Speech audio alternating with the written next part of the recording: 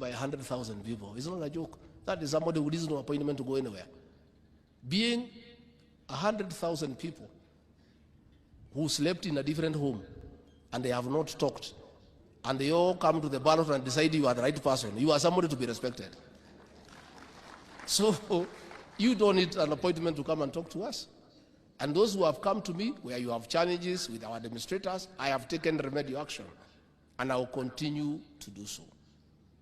I'm told that when I answered the governor of Migori in Alliance, some governors were uncomfortable that I was disrespectful. I wanted to make a clarification. I was not talking about governors. I was talking about every Kenyan who has been denied security for bad behavior.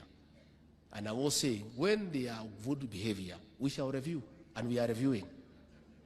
Okay? And it's not just governors, even presidential candidates, even running mates, even very senior people, former vice presidents, including ministers, everybody who needs to carry a firearm, your temperament must be right.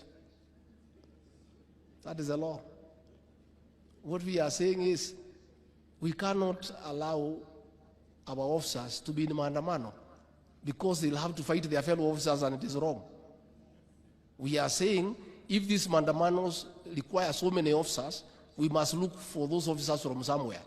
And we start with those who are planning so that they can come and help us to beef up security.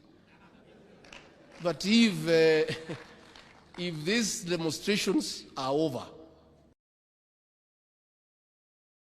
with the life, that's what we are saying. And from what I can see, I think it looks like it's over. So once we